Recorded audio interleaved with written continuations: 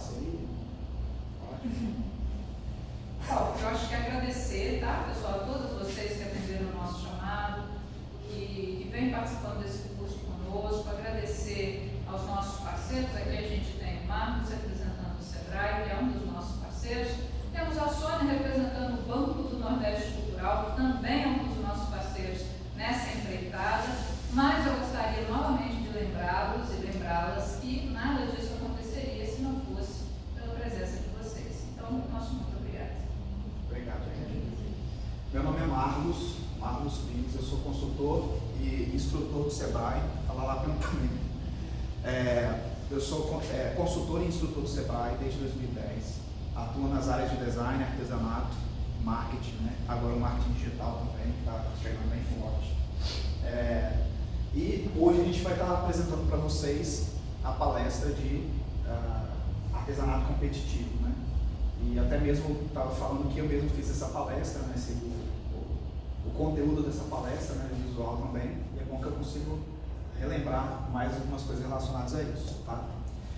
Vocês todos estão participando, né, do grupo que está tendo as oficinas ministradas pela Ângela, né? Será? E estão no início, não é isso?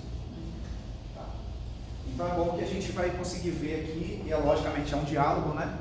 É uma palestra expositiva, e vocês vão poder a todo momento também contribuir, perguntar, fiquem à vontade, tá bom? Então vamos lá.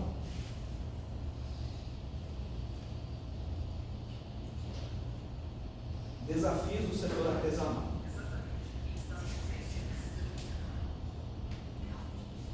Já começa o desafio aqui para abrir a página. Foi? Desafios do setor artesanal. Então, primeiro item ali, a gente observa que é o mercado. Né? Sem o mercado, não funciona. Você vai produzir, mas você não vai saber escoar, não vai conseguir escoar a sua produção e ter o retorno que você precisa. Afinal de contas, o artesanato também é um negócio. Né? É uma unidade empreendedora que vocês vão estar aplicando o conhecimento de vocês e, logicamente, querendo ter algum retorno. Então, é importante que vocês sempre estejam de olho no mercado, acompanhem as tendências e as demandas. Tá?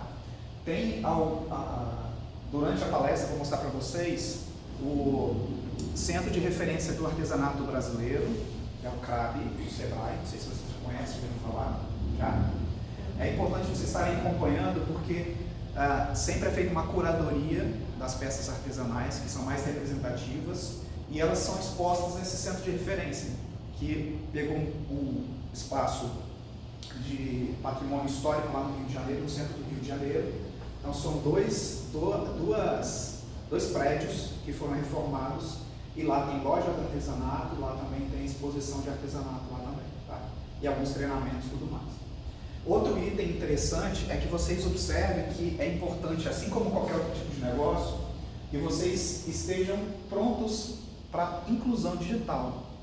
Então, às vezes, o artesão ele tem uma ótima peça, tem uma ótima técnica, consegue saber qual mercado que pode atuar, mas ele não está nas principais plataformas digitais, né, nas principais mídias sociais. E também não é apenas estar na mídia social. Você precisa interagir, você precisa ver o que está modificando, por exemplo, o Instagram, ele está valorizando para esse ano de 2026. Como é que eu sei disso? Você pode procurar vídeos no YouTube e observar o que o Instagram está valorizando agora para apresentar o meu perfil para mais pessoas em 2026. Vocês podem estar buscando essas informações, porque hoje a questão do engajamento, né, que fala, que é para quando as pessoas curtem, quando o Instagram ele vai propor a sua página, o seu perfil para alguém, ele vai de acordo com, a gente chama de algoritmo, né, que é toda uma técnica que ele tem por trás, na computação, que ele vai ver o que é mais importante. A gente traduzindo isso, o que é importante hoje? Importante que você tenha vídeos que eles gerem compartilhamento, aquele aviãozinho que tem ali, compartilhamento, e não mais tanto curtidas. O que eles entenderam hoje, né? E que eles estão fazendo? Pode ter curtida, mas a curtida não gerou engajamento da pessoa. encaminhar para outra. Porque quando você encaminha para outra pessoa, você continua alimentando aquela informação, você passa para frente aquela informação. Então olha o desafio que está, né, com a gente, relacionado ao que a gente faz. Né? E hoje vocês têm, né, inclusão digital, as inteligências artificiais, todo mundo pode baixar, instalar. Quem não souber pode pedir ajuda a alguém, né, no ChatGPT, o Gemini, que é do Google, né? E você consegue ali ou criar coisas, ou até, gente, você pode tirar uma foto da sua peça artesanal, só tirar uma foto, coloca lá e fala para ele assim: eu fiz isso numa das turmas que eu dei uma oficina de identidade, vou falar um pouco sobre isso depois. E eu pedi assim: coloque esse produto numa modelo, numa praia. Ele fez. Você baixa aquilo e já coloca na sua rede social. Hoje você consegue fazer esse tipo de coisa sem ter que pagar, só com o cadastro do ChatGPT, por exemplo, no Gemini, sem que você pague a mensalidade, você consegue ter esse tipo de coisa. Que antes você precisaria de quê? De fotógrafo, de designer para poder fazer aquilo ali, para publicar, alguém para poder gerir sua rede social e tudo mais. Tá? Então hoje a gente tem ferramentas que nos ajudam muito quanto a isso. Buscar sempre novas formas de comunicação e comercialização. Você não precisa estar em todas as redes sociais, mas é aquelas que são mais relevantes para você. Então hoje a gente fala o quê? Do Instagram, TikTok, dependendo do tipo de produto, tá? É mais para o público jovem também. E o Facebook, que ele está crescendo de novo. Tá? O Facebook está crescendo e está aplicando ali, ele está divulgando mais alguns vídeos. Porque se você for observar, tem centenas de redes sociais. Então a gente fica assim: poxa, eu tenho que estar em todas? Não necessariamente. Se você fizer um bom trabalho em uma, duas, está ótimo. Tá? O negócio é que você tenha resultado. Então, quanto maior a oferta, maior a exigência de qualidade e preço justo. Tá? Então, se você atua, por exemplo, vocês estão na parte de cerâmica, que é uma coisa que demanda um pouco mais de técnica, né? Não é qualquer pessoa que faz, leva um tempo para isso, tem que ter equipamentos, máquinas, né? Um bom forno, você tem que saber manusear aquele forno, você tem que saber manusear o torno, né? E por aí vai. E principalmente quando você vai fazer algum tipo de aplicação, pintura, né? Algum relevo, baixo relevo, então tem técnica para isso. Então, quanto maior a oferta, que não é o caso especificamente de vocês, maior a exigência de qualidade e de preço justo. Aí vocês comparam, a gente compara, por exemplo, quem faz pano de prato. Tá? A competição é enorme, a oferta é grande. E aí, para você se colocar numa posição que tem um diferencial, você vai ter que ter mais qualidade e um preço compatível com aquilo. Entendeu? Como é que funciona? Preço justo. Quer dizer, a gente vai falar mais sobre preço depois, tá? Mas o preço justo tem a ver com o seu trabalho artesanal, com aquilo que o mercado observa, tá? Os preços do mercado. E se você tem algo que desponta dos outros, a gente vai entender aqui nessa palestra como que eu coloco características, trago características para minha peça, que ela vai se posicionar num patamar acima. Ou seja, peças que se identificam, né, a região aqui de São Mateus. Ou seja, só tem em São Mateus. A gente começa a trabalhar com dentro do conceito de turismo de experiência. Você está viajando, você vai querer comprar alguma coisa, uma peça artesanal, você vai querer alguma coisa daquele local, entendeu? Você vai levar a experiência daquele local. Você vai querer a cerâmica que tem história, né? Que vocês falaram sobre essa questão, depois a gente pode, de repente, entrar nesse mérito, né? De que ela aprendeu com outra pessoa, que foi uma ceramista conhecida, e que agora você está repassando isso historicamente, que a gente não está fazendo a aplicação de símbolos, que são meramente símbolos, e uma simbologia nas peças, que estão em outros lugares, mas não, elas fazem parte do sítio histórico do Porto de São Mateus, é algo bem característico, bem específico, e com isso você sai desse patamar da mesma oferta e se distancia disso, e você pode ter um preço cada vez mais justo com relação ao que você tem e que você apresenta para o mercado. tá? Qualidade é um ponto assim essencial, então é importante, a gente vai ver mais à frente, que você controle o tempo de produção da sua peça, que você tenha processos de produção da sua peça, porque se você receber uma encomenda e você pecar na qualidade, porque uma coisa é, você recebe a encomenda e às vezes o tempo é curto, então uma coisa vai acabar acontecendo, aí você pode acontecer problemas de produção na qualidade, e a qualidade está intrinsecamente, está diretamente ligada a quê? Ao conhecimento do artesão. Então quem recebe a peça, se ela tiver qualquer tipo de defeito, qualquer tipo de falha, já faz a associação direta ao artesão. Então a qualidade é algo que é essencial, tá? Em todas as condições de objetos serem produzidos com a mesma qualidade. Então, artesanato competitivo é o quê? É a capacidade de relacionar aquilo que eu venho falando de sentimentos e memórias. A gente chama isso de artesanato ou experiência de consumo afetiva, tá? Quando você tem quando você tem a questão de você retratar algo que é daqui, de pessoas que gostariam de conhecer ou revisitar São Mateus, tá? Que tem uma relação aqui com o espaço, que você apresenta peças que tem algo relacionado àquilo. Então o artesanato competitivo relacionar sentimentos e memórias com peças de ótima qualidade. Tudo bem até aqui? A gente vai ver mais detalhadamente depois. Então ser competitivo é uma questão de sobrevivência. Porque quem está melhor preparado conquista melhor fatias do mercado, tá? Porque a briga está lá naquela alta demanda que a gente viu, né? Nessa maior oferta, maior demanda, então está todo mundo brigando ali pelo mesmo. Se você coloca um diferencial, aquilo ali você consegue fazer com que o preço seja justo, ou seja, é o custo-benefício. O que é custo-benefício? O cliente percebe a qualidade, o cliente percebe o valor, e não é valor monetário, não é dinheiro, é o valor da peça, é o valor histórico, é o valor afetivo, é o valor da qualidade. Conseguiram compreender? Esse é o custo-benefício. E às vezes, e aí ele paga por aquilo, paga por aquele preço justo. O cliente que não percebe isso, ou não é o seu cliente, ou falhou na comunicação, alguma coisa aconteceu. Tá? Falhou na embalagem, falhou na etiqueta, sabe?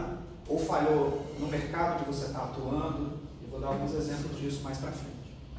Então, é sobrevivência. Não basta ser bom naquilo que se faz. É preciso saber vender esse diferencial. É preciso saber falar sobre esse diferencial. E muitas vezes, você não vai estar ao lado da sua peça. Sua peça, por exemplo, em grupo, ela pode ser mandada para uma feira que a Adélia está promovendo, e que essa feira vai ficar lá, por exemplo, 1, 2 de vocês e o restante não vai estar.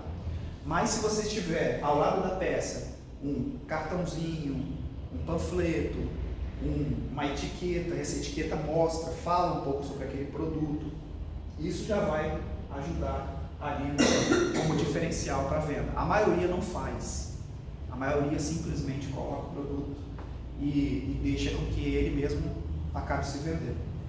E com isso você consegue conquistar o coração das pessoas, porque você retrata aquilo que as pessoas gostariam de ver. Quer um exemplo?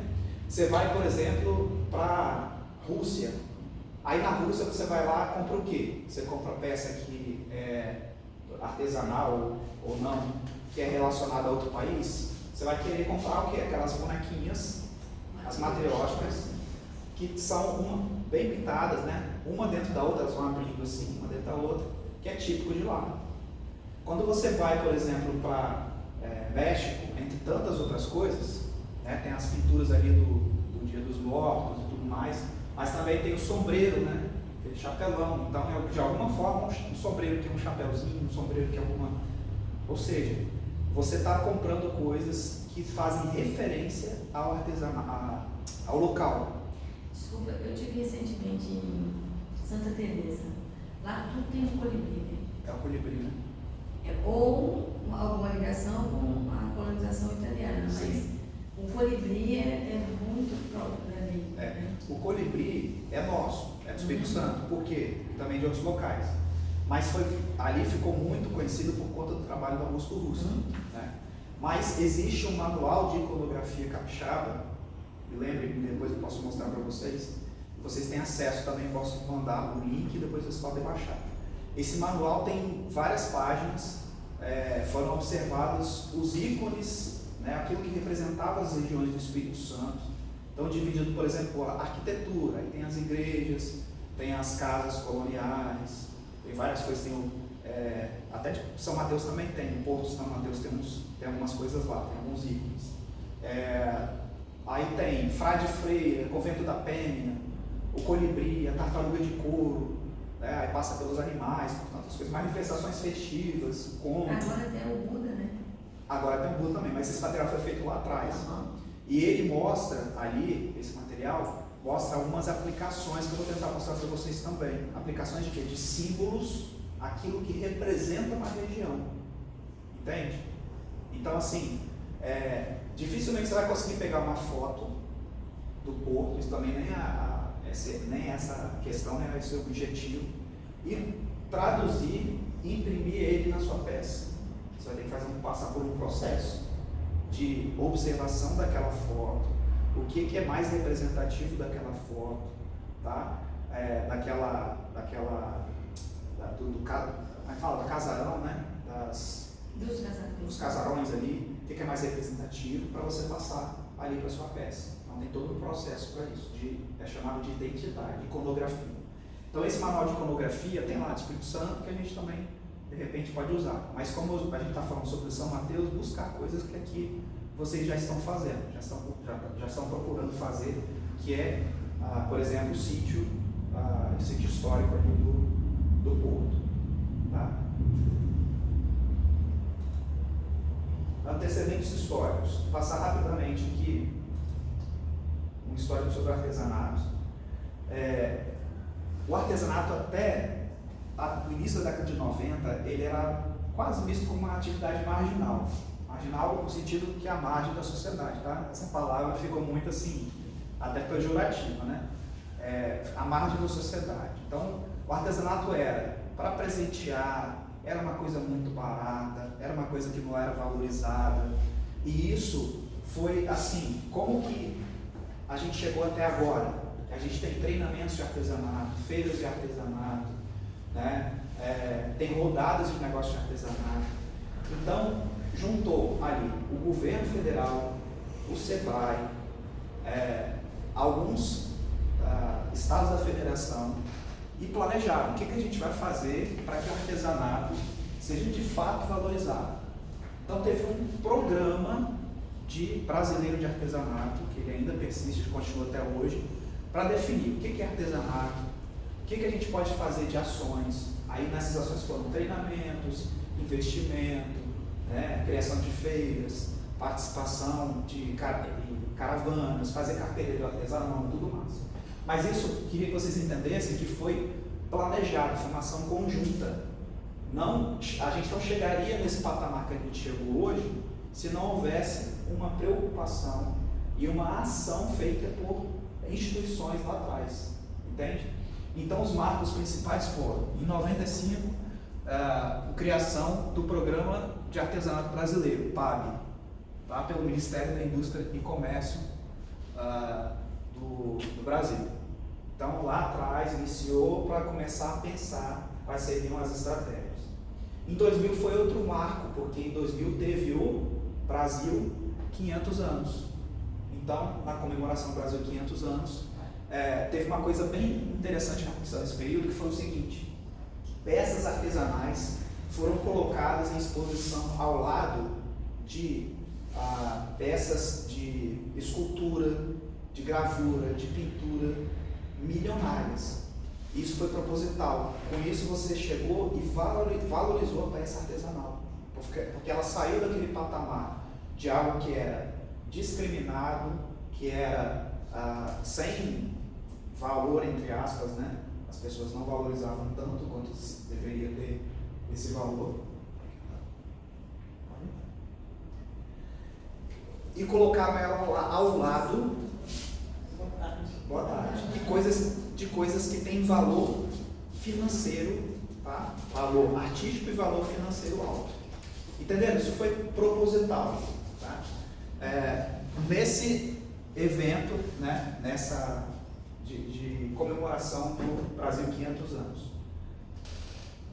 Em 2005, teve o Ano do Brasil na França, então um segundo evento internacional praticamente, que trouxeram as peças artesanais. Também teve um local que tinha um mercado de venda de peças artesanais no Brasil todo, de onde foram extraídas de uma curadoria. Então, uma pessoa específica que entende de artesanato, ela observou as peças, fez uma curadoria, uma seleção, e essas peças foram expostas no Ano do Brasil na França, 2005. Logo após, a gente teve mais 2 eventos que foram característicos: a Copa do Mundo, de 2014, aqui no Rio de Janeiro, foi no Rio, né? E os Jogos Olímpicos. Não, foi no Brasil. Foi no Brasil, E os Jogos Olímpicos. Então, o Brasil entrou na moda, porque é aí que começou essa coisa toda do estrangeiro observar, né, e ver o artesanato brasileiro, tá? Que era algo que nem aparecia em nenhum local. Foi mais ou menos nessa época aqui que teve aquela explosão, né, de conhecimento internacional de produtos mais variados possíveis, brasileiros, Havaianas, que se despontou, né, internacionalmente, e vários outros produtos também. Tá? Foi nessa época, ou seja, o mercado internacional começou a observar o artesanato e a produção brasileira.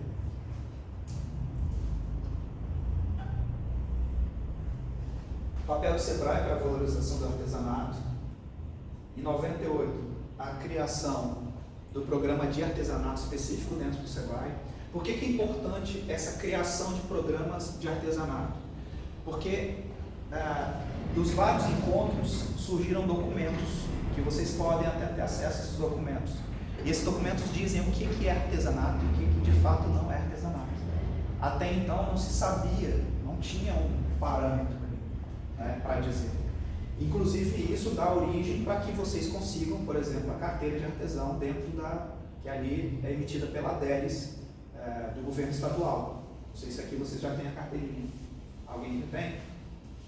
Não. A carteira de artesão? Tem? Desde 2005. Tem, né? Desde 2005.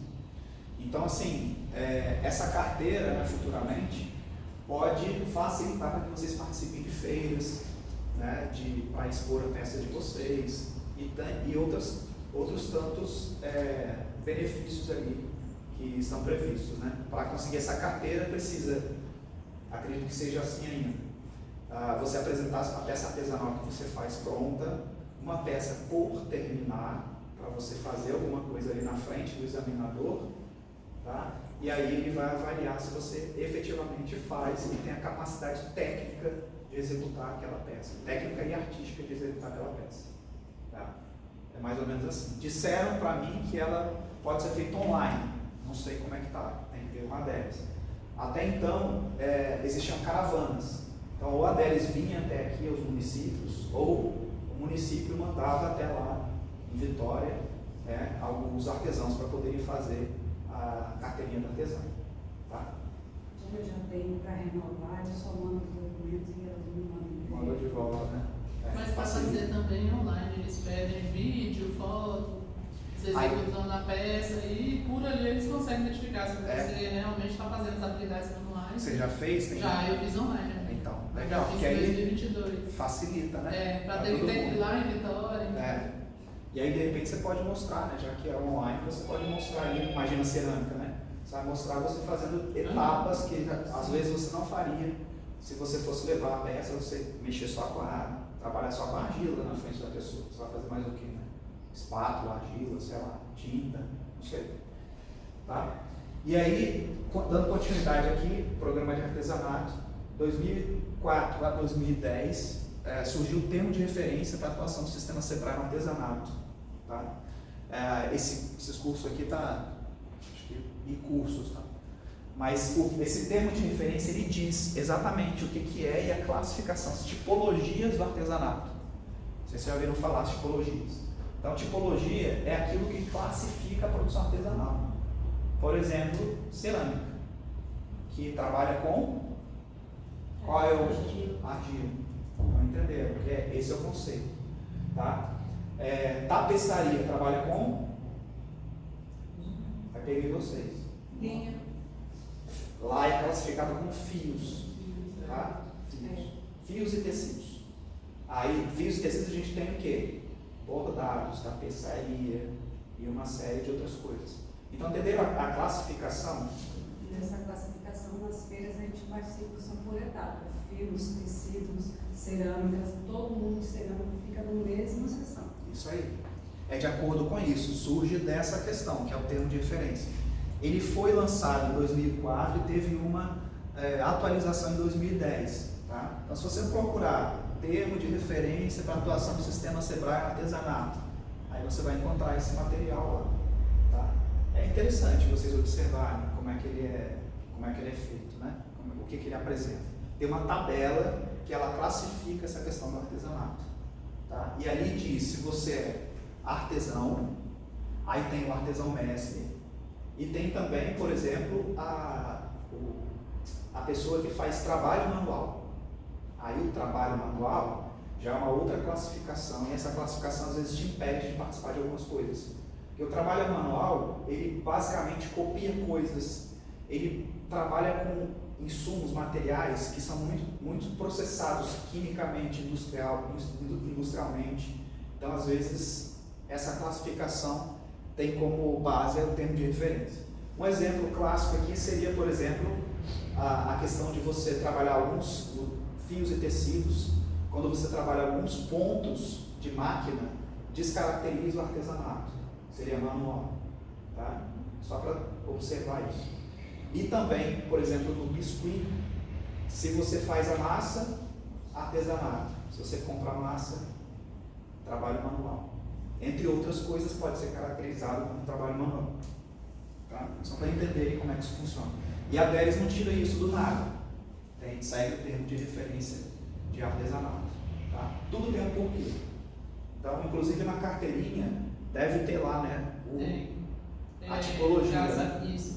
Artesanato, como é que fala? A base artesanal. Sua base artesanal, igual a cerâmica, né? A minha, fuxico e tecido. Apesar da gente não. Eu não trabalho só com fuxico, né? Tem artesãos que não trabalham só com uma técnica só. Mas lá na sua carteirinha tem que ter uma base, uma técnica. A principal. A principal. Isso aí. Que você já está, né? Está fundamentado aí para conseguir atuar, né? E participar de feiras, participar de eventos. Então, o programa de artesanato Sebrae, ele observa pesquisas iconográficas. O que é iconografia? É um símbolo, é algo que identifica uma região ou alguma coisa. Tá? Tentar observar aqui. Aqui não tem um exemplo. Mas pensa na onça. O que é característico da onça?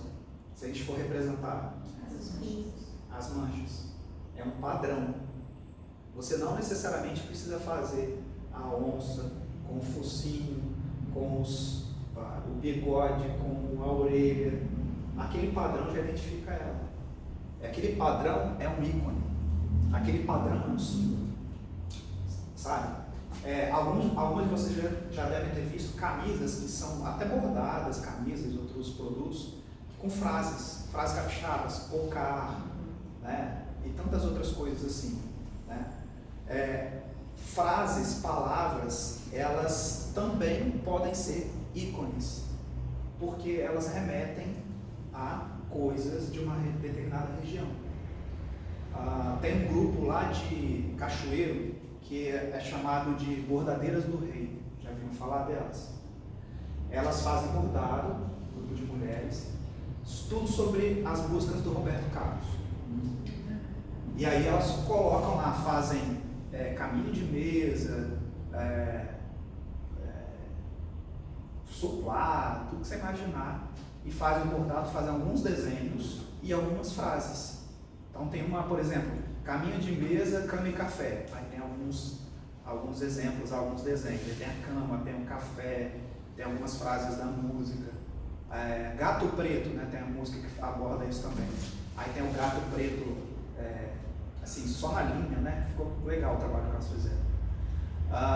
Isso é um tipo de coisa também, porque representa o quê? A parte cultural, né? A parte artística e a parte visual, que é a parte ali dos elementos que ela coloca, que elas colocam ali nas peças que elas criam. Tá? Inclusive, no caso delas, elas não podem colocar ou atrelar o nome Roberto Carlos. Mas parece que, conforme eu já conversei com elas, parece que elas têm autorização para continuar o trabalho, mas como bordadeiras do rei, mas não abordar o nome Roberto Carlos. Tá? Porque tem a questão de direitos autorais também.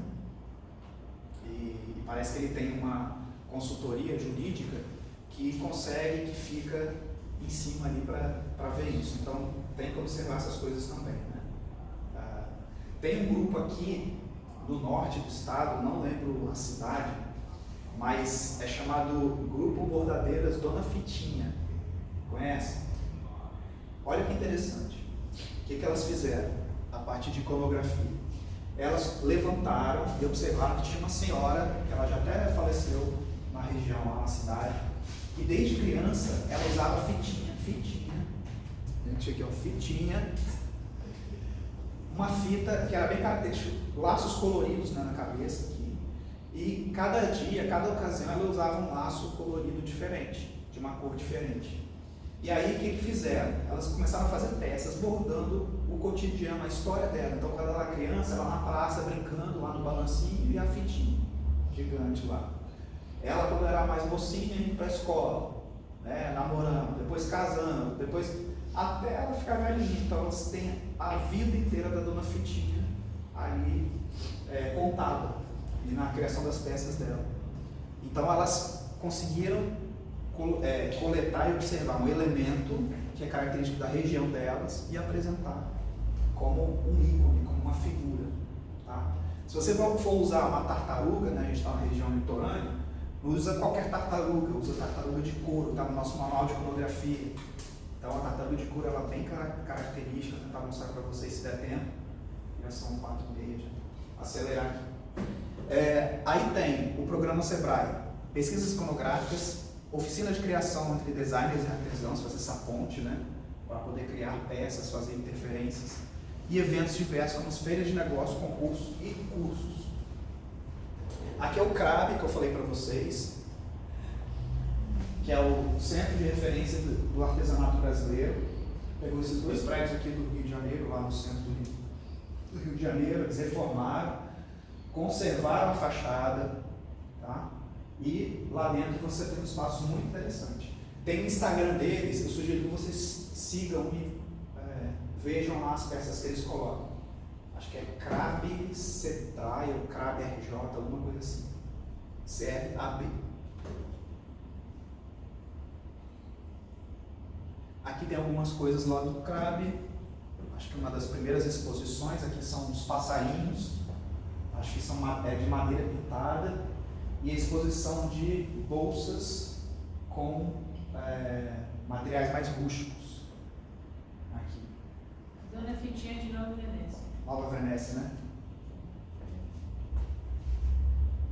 E aí tem outros exemplos também, né? Pessoas, tem um grupo lá no sul que eles trabalham só com pássaros, então eles fazem de crochê os passarinhos, então fazem passarinhos da região, né? Eles buscam exatamente aquilo que representa mais a região deles, tá? Como diferencial. Aqui são os 10 pontos, os 11 pontos que a gente vai ver, já vou passar para eles logo, falando de cada um. Primeiro, seja inovador. Como? Você vai observando que produtos diferentes, produtos que têm um apelo, que remetem a alguma coisa que você está abordando de uma região específica, eles destoam, eles têm um diferencial em comparação com os outros. Tá? Gente, isso aqui é um caso específico, olha que peça bonita. Sabe o que ela é feita, né? Capim. É o capim dourado do Jalapão, né? É capim. Mas olha o rigor técnico, olha como que isso foi feito. E daqui pode fazer várias coisas, tá? Aqui pode fazer suplá, aqui pode fazer a parte de biojoias que a gente chama hoje, né? Uma série de outras coisas também podem ser feitas. E vocês também com a parte de cerâmica, né? Assim, se pensarem, fazendo mais as coisas utilitárias, mas também vocês podem fazer brincos, podem fazer algumas coisas que vão em anel, podem testar outros tipos de produtos, né? Alguma coisa que pode ser para fazer o cinto, né? A parte central do cinto e tantas outras coisas que vocês podem abordar.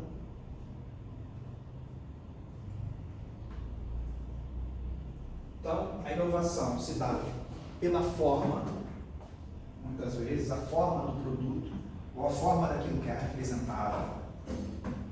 E a gente pode voltar aqui e observar o que chama a atenção aqui com relação à forma, que é diferente. Que salta mais aos olhos, assim. Esse passo na amarela. Esse passo é amarelo. Né? Então ele é feito com o próprio galho, né? E ali trabalhada essa parte da ponta aqui e aproveita o que a própria natureza te apresenta. Tá? Então, cada peça é uma peça única. E essas carrancas aqui, né, bem características de uma região. Essas flores aqui também. Né? Então, uma questão é a forma, a outra questão é a aparência. Aqui nessa aparência, o que vocês veem? O que são esses produtos? Fruta de madeira. Fruta de madeira, bem diferente, né? Sem acabamento de com pintura, envernizado, elas valorizando mesmo o fazer artesanal ali, né? Você consegue até de perto ver aqui essas peras, o próprio entalhe na madeira, né? Então, a valorização do fazer artesanal através da aparência. O processo de produção, que você pode inovar, reaproveitando o material, ou dando uma nova vida a um material que de repente poderia ser descartado, né? Observando o processo e tendo rigor no processo de produção. Tá? Você tem um processo de produção que segue a mesma coisa, você vai fazer de um jeito e faz todas as peças da mesma forma. O uso de novos materiais também é uma forma de inovar no artesanato, em que, por exemplo, para um vaso você utiliza ali cipó, utiliza qualquer tipo de material rústico, né? E você consegue inovar com isso. Novas técnicas também, quando você aborda uma nova forma de pintar, uma nova forma de queimar a peça, uma nova forma de fazer o material, né? Também. E um novo destino para o produto. Então, às vezes, o que falta é o mercado que você está atuando. Então, às vezes, você está atuando com um mercado que não é o mercado correto, um mercado que não te valoriza. Aí valoriza o que? A questão do valor. Eu falo do valor assim, lembra sempre do custo-benefício. Valor, nesse caso, não está atrelado a preço, financeiro, monetário. É o valor de a pessoa perceber, a percepção, ela vai perceber aquilo que você está apresentando. Você está apresentando qualidade, você está apresentando diferencial através do uso de uma simbologia da região. Tá? A pessoa está comprando uma peça que é específica, de São Mateus. Vocês são pessoas ligadas, tem isso também, né? São pessoas todas aqui ligadas lá ao sítio histórico, né, do Porto de São Mateus. Todas vocês têm algum tipo de relação com isso. Não são qualquer pessoas que fazem essas peças. Né? Isso tudo precisa ser esclarecido. Então, inovar não é inventar. Quando a gente pensa em inovar, a gente pensa a criar a moda. Não. Uma coisa que você não fazia e aplica no seu artesanato, você já está inovando. Só que tem coisas que o cliente percebe e outras não. Quer ver um exemplo? Tem uma artesã lá que atendi numa das oficinas, lá de Piúma. Ela é de Piúma, eu acho. E ela fazia umas pinturas em cabaça e algumas placas, pegava madeira de demolição de navio e aproveitava ali o material, né, e fazia algumas pinturas, fazia algumas frases, um trabalho muito bonito. Só que assim, numa das oficinas que a gente estava ministrando, que era a oficina de formação de preço, como que você chega ao seu custo, como que você coloca ali o seu lucro e qual o preço final. Então a gente viu, por exemplo, que ela estava aplicando um preço, estava vendendo aquela peça, mas ela estava tendo prejuízo, porque a gente observou que ela estava utilizando um tipo de produto que não precisava ser utilizado, ela poderia usar um produto mais barato. E sabe qual era o ponto central ali? O custo maior dela era o uso de inseticida. Ela estava usando inseticida nas peças, né, na cabaça. Então ela passava inseticida, abria um buraco, passava inseticida, fechava para matar ali, né, as brocas e tudo mais. Depois ela ia, secava aquilo, deixava ali para secar e fazia a pintura e o acabamento. Ela utilizava esses inseticidas de marca, Baygon e tudo mais. E aí na oficina, nossa, e outras artesãos também, né, você pode utilizar, por exemplo, Caltrine, um outro tipo de fórmula que é diluído, que é super barato e que vai ter o mesmo efeito ou um efeito até melhor. Porque isso o cliente não percebe. Entenderam? O cliente não vai deixar de comprar a peça dela. Não, mas eu uso, olha, eu uso a marca X, a mais vendida no mercado, que mata mosquito, barata, rato. Não, para o cliente não percebe. Então assim, vocês têm que observar, muitas vezes, que o seu trabalho, o cliente tem que perceber aquilo. Então, teve casos no Sebrae que o artesão fazia, por exemplo, bordado e bordava quase a peça toda. Aí, com interferência de design, faz o seguinte: não, busca alguma coisa da sua região. Você vai bordar a região de praia, vamos buscar aqui, faz um caranguejo, bordou um caranguejo num canto e no outro. Você colocou um elemento de iconografia que lembra um símbolo e você diminui muito o seu tempo de produção, porque muitas vezes o artesão nem observa isso, nem conta o seu tempo de produção. A gente vai falar sobre isso também. Porque o maior custo, muitas vezes, é o tempo de produção do artesão e não o material que ele utiliza. Tá? E não adianta você só ver o material e depois dobrar, triplicar, porque muitas vezes você pode continuar no prejuízo e não sabe. Tá? Então, inovar não é inventar, mas é colocar algo que foi inventado no mercado, né, que você criou. Inovar sem descaracterizar a sua produção, o que você faz, né? Preservar e valorizar as características técnicas, sociais e culturais. Segundo item, até aqui tudo bem? Segundo item, faça tudo com qualidade. Aí eu vou falar rapidamente com vocês como é que funciona a questão da qualidade. Lembre-se que o menos é mais. A qualidade do artesanato a gente pode observar nesse círculo aqui, né, nesse gráfico. Então tem três coisas: a qualidade técnica, a qualidade relacionada à beleza e a estética, beleza, e a qualidade relacionada à função, que é o uso. A primeira técnica é a qualidade de acabamento. E ela é mais fácil de entender. Por quê? Se ela for mal feita, ela impacta o quê? No domínio técnico. Você pode ser melhor artesão, mas aquela peça que você fez foi rápida, foi mal feita, parece que você não tem domínio técnico. Entendeu? Então, você precisa controlar seus processos. Por exemplo, quando você for receber uma encomenda, você seguir aqueles processos e as peças ficarem com o mesmo domínio técnico, com o mesmo rigor de acabamento. E o diferencial de qualidade. Então, a qualidade é do domínio técnico, tá? É na técnica que você aborda. O segundo item, passar para lá, que é mais fácil também, é a questão da função. Então, você fez uma panela que ela é decorativa ou ela vai ser usada? Ela é decorativa? Beleza. Ela consegue ser exposta ao sol? Quanto tempo vai ficar exposta ao sol, à chuva? Ela pega umidade? Ela recebeu uma proteção? Tá falando aqui como leigo. Na queima já acontece isso, a pessoa precisa ter cuidado, colocar um peso maior que ela não suporta. É interessante que você tenha essas informações, né? A gente fala no artesanato do Sebrae uma ficha técnica. Essa ficha técnica é para cada produto. Eu tenho lá essa ficha técnica e de repente posso encaminhar também para vocês, né?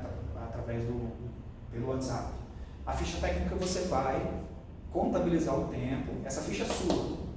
E você vai ter ali as informações dessa peça, e no final você tira uma foto e coloca ali aquela foto do produto que você vai arquivando numa pasta depois. Então você consegue, sabe por quê? Muitas vezes o artesão fala assim: Ah, não, mas eu lembro de cabeça. Ele vai lembrar de 50 peças diferentes que ele faz. Uma peça que você criou 6 meses atrás, há 3 anos atrás, sabe? Os detalhes, estou querendo dizer que você não tem boa memória, mas alguns detalhes podem passar despercebidos.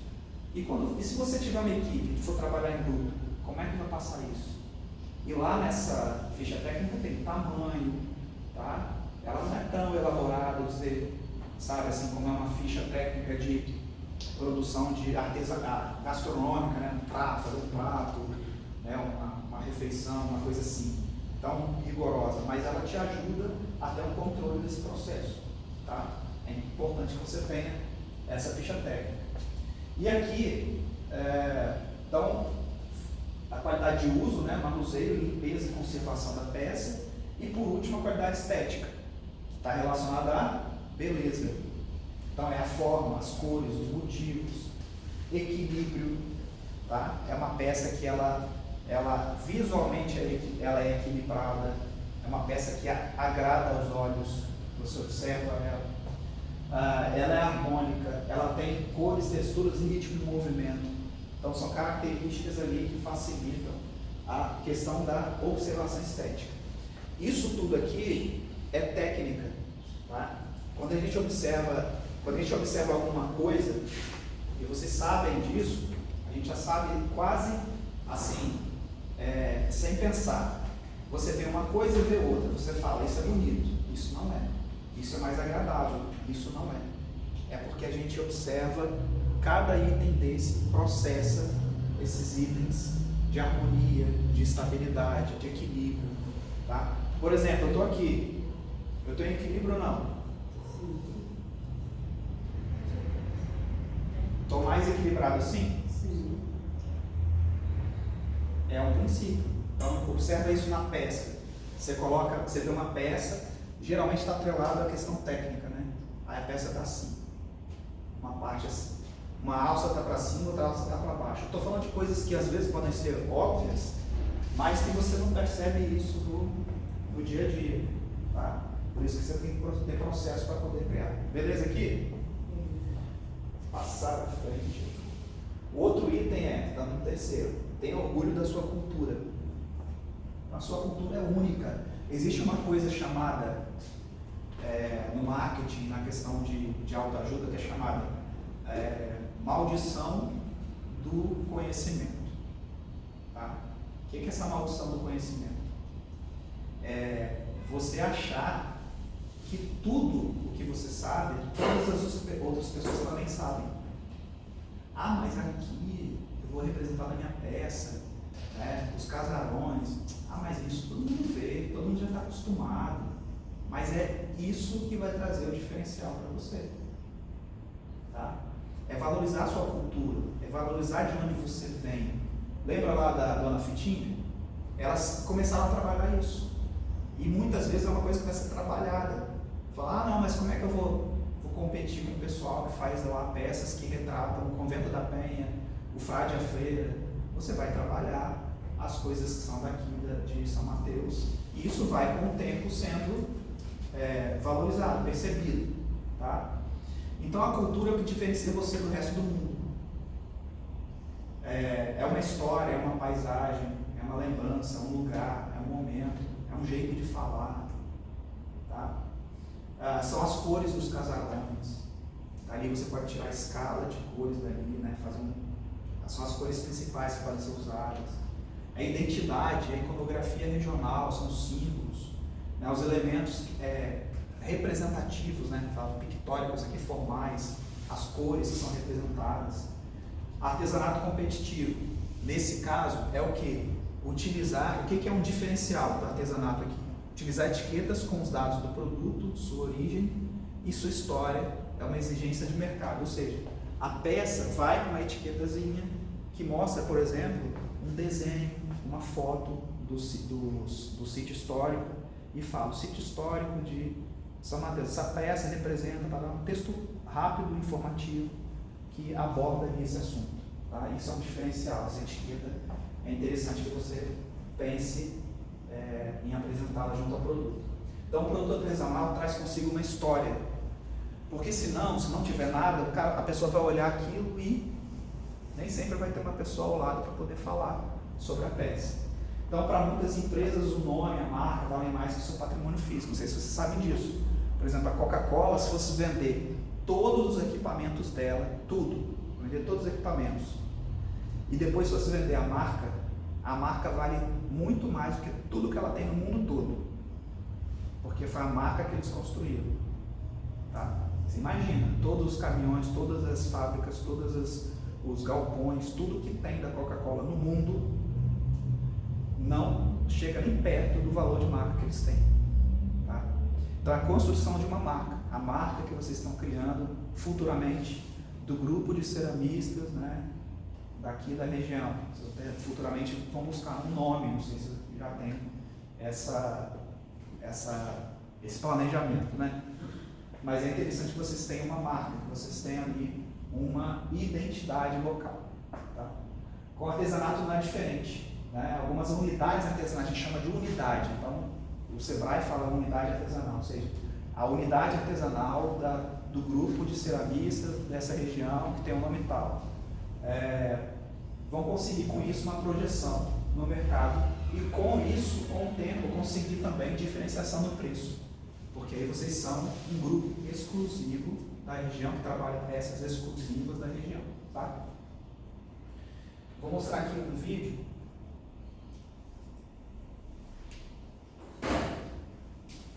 Parar de falar um pouco.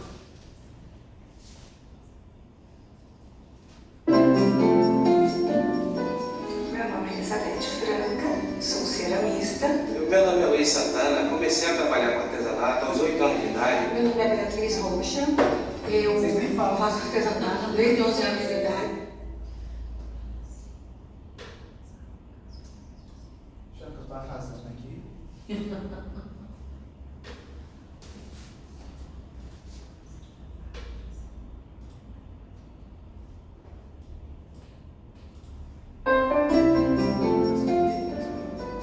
Meu nome é Elizabeth Franca, sou ceramista. Meu nome é Luiz Santana, comecei a trabalhar com artesanato aos 8 anos de idade. Meu nome é Beatriz Rocha, eu faço artesanato desde 11 anos de idade. Eu sou Marlene Campos, sou artesã e faço parte do grupo da Boarte. Meu nome é Valéria Torres, eu sou do Armazém do Bordado. Meu nome é Lucinete, nós faz parte da Associação de União de Mulheres do Monte Alegre. Eu vi uma vizinha fazendo e gostei do trabalho a crochê mesmo. E aí eu fui fazendo só por hobby.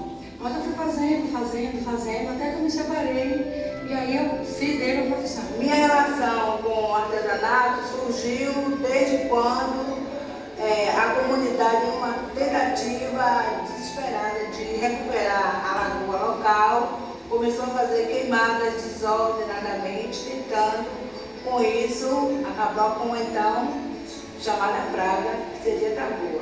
O artesanato entrou na minha vida através de minha mãe, que conheceu a máquina que a gente utiliza para executar o ponto em 1984, com uma bordadeira chamada Dona Yaya, de 84 anos, e que nessa idade ainda executava o bordado.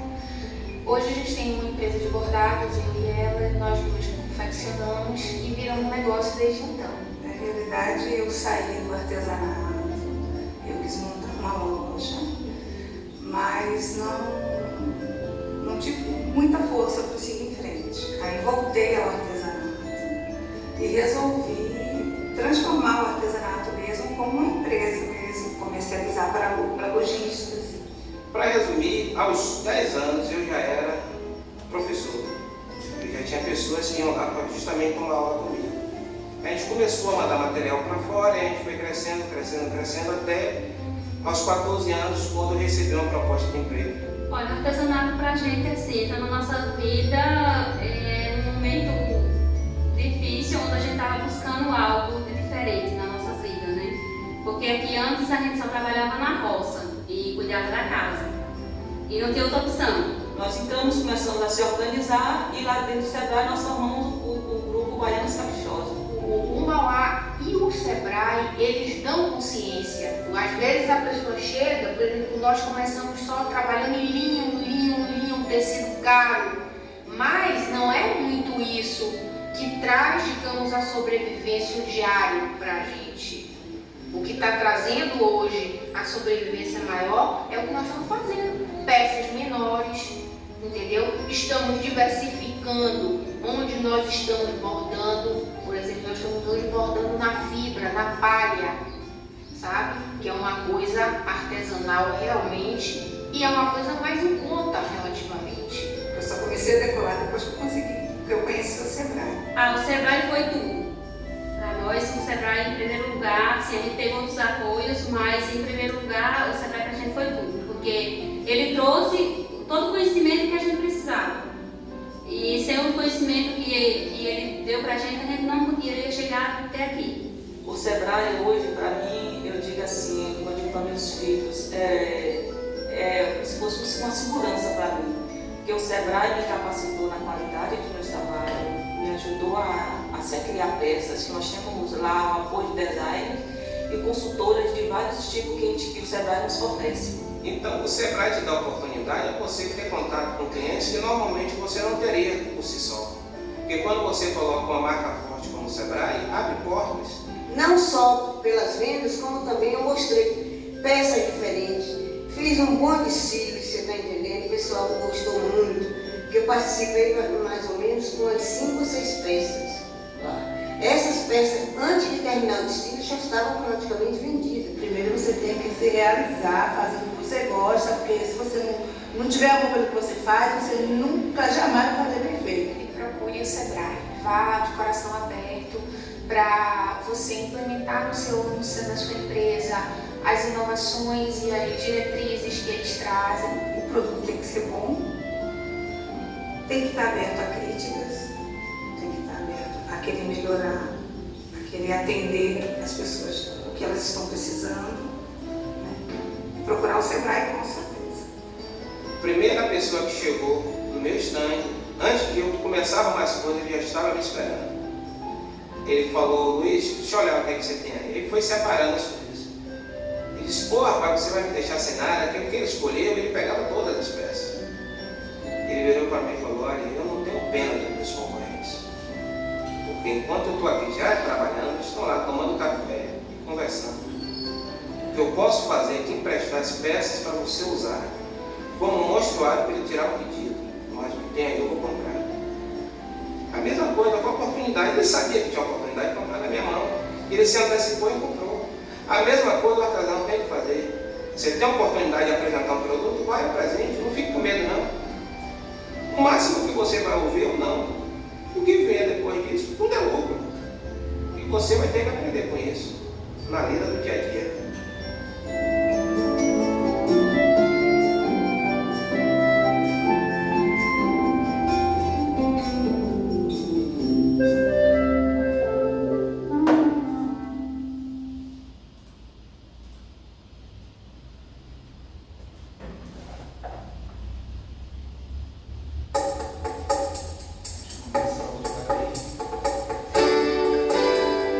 Achava que cabaça era lixo. Não, viu, Ceramista? A cabaça serve como instrumento para fazer as panelas na cerâmica, viu? É lixo não. Né? Foi. Perdi, porque eu tenho 2 telas aqui. Agora apareceu. E aí, o que vocês acharam? Tem um programa, falando com a Pipa, né? Tem um programa do Sebrae que eu estava conversando com a Sara, que é do Sebrae, né? Falei: Sara, tem um programa que de repente você poderia ver com aqui, né, com o pessoal, com a Pipa e tal, para aplicar esse programa de artesanato, de gestão de design artesanato. A proposta é a seguinte: são 6 encontros, cada encontro um tema. Então, primeiro a criatividade, tem outro que é só sobre identidade, buscar os ícones, né, os símbolos que é da religião, um só sobre informação de preço, um sobre processos, né, de produção, um de comercialização, técnica de vendas e tudo. E no final dessa técnica de vendas, esses 6 encontros, a gente monta uma feira com os produtos. Por quê? Cada encontro, eu sento com o artesão, E a gente vai conversando, olha, o que a gente pode mudar na peça, pode fazer isso e tal. Então a proposta é que você crie pelo menos uma peça, e alguns criam até coleção até o final. Então a gente chega com uma coleção inteira, cada um criando chega com uma produção toda inteira, nova, ao final. E como a gente já tem que fazer a feira simulada, geralmente a gente fala o seguinte, vamos ver com a prefeitura, com o parceiro local, para a gente fazer uma feira mesmo, ar livre. E a gente já conseguiu com os municípios, em uma praça, algum outro local, né? A prefeitura deu a tenda, e a gente montou e fez mesmo uma oficina, e convida parentes, amigos, né? E as pessoas vão passando e acaba gerando algumas vendas também. Tá? Esse é um programa de artesanato, são 6 encontros. Mas eles também podem ser feitos individualmente. E eu vou mostrar para vocês aqui um exemplo que eu fiz, foi lá em Atílio Vivaco, eu fui lá semana passada, e o deles foi sobre identidade. Aí o que eu fiz? Eu criei, como eu sou da área de design, eu criei todo um comando, todo um texto, para que você pegue a foto, eu posso compartilhar isso depois, você pega uma foto, eu já fiz aqui para São Mateus, enquanto estava no café, eu vim aqui e fiz, e também posso fazer ao vivo aqui com vocês. Pega essa foto, dá o comando e ele extrai daquelas fotos ali os elementos principais que você pode aplicar na sua peça e faz uma simulação da aplicação na peça. De cerâmica, por exemplo. Eu já coloco o visual ali, como se fosse já a peça acabada. E te dá um texto, todo um texto explicando o que é aquilo. Muito legal, tá? Isso pode ajudar vocês na criação. Eu fiz com IA. Mas o principal não é a IA, se você pergunta uma coisa e essa pergunta é simples, fraca, não é completa, ela vai te entregar um material. Qualquer coisa. E eu fui construindo essa pergunta, fui construindo esse prompt, né? Na verdade são 6, mas o principal eu vou mostrar aqui para vocês. Um outro item, eu vou passar um pouco mais rápido, a embalagem. Então, não esqueça da embalagem. É importante que você observe isso. Muitas vezes o artesão só pega uma sacola de plástico, mas se você puder ter algum tipo de coisa, de interferência daquela embalagem, é interessante. Por exemplo, uma embalagem mais artesanal, que é de um papel craft, lógico que ela tem que suportar seu produto. Exato. Mas ali você vai ter que fazer testes também, né? Uma alça, que a alça pode ser de próprio, por exemplo, de barbante, outro tipo de fio, tá? Ou na embalagem vem, por exemplo, uma florzinha, alguma coisa que é uma pétala da própria cerâmica, que já vai ali para o cliente, ou seja, você já cria a referência do seu produto na sua peça e também na embalagem, tá? Então, origem é a questão da etiqueta, que eu tinha falado lá, a etiqueta do produto, a etiqueta falando ali. Produtos frágeis tem que ter embalagem forte resistente, existe um manual para isso. Então, esse manual você pega, eu posso compartilhar depois também o link, pega uma caixa de papelão e o manual te explica passo a passo como você faz a caixa para a pessoa colocar ali a peça, a gente chama de berço, que é onde você encaixa a peça, por exemplo, um vaso de cerâmica, ele encaixa ali, tudo com papelão, você pegou ali no supermercado, tá? Inverte ele todinho, ou seja, para o que está entintado ficar por dentro e por fora, né? E faz ali com fita crepe ou um tipo de, fita adesiva, um estilete, uma tesoura, uma faca, você faz isso tudo. Então esse manual mostra passo a passo como fazer isso, tá? Para as embalagens de vocês, acho que cerâmica vai ser muito interessante. Então a embalagem deve proteger o produto, ela tem algumas funções: proteger, informar, né?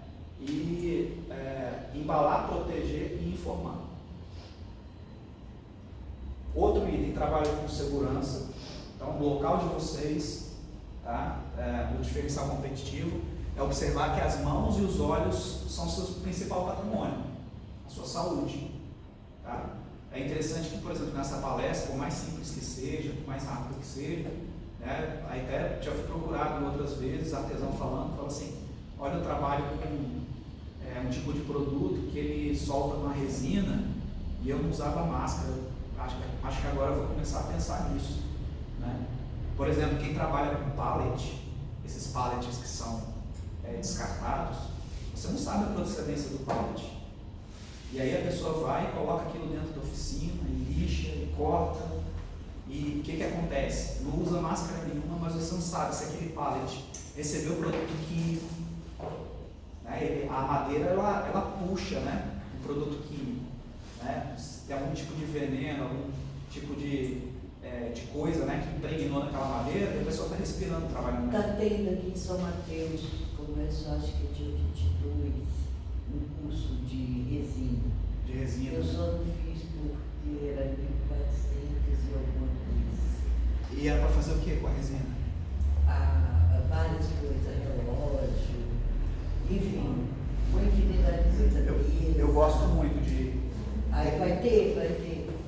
Resina e... Pode procurar lá no site. E couro. Eu faço algumas peças de couro na carteira, eu faço a própria costura à mão também. Eu gosto muito eu sou apaixonada também. Eu gosto de couro.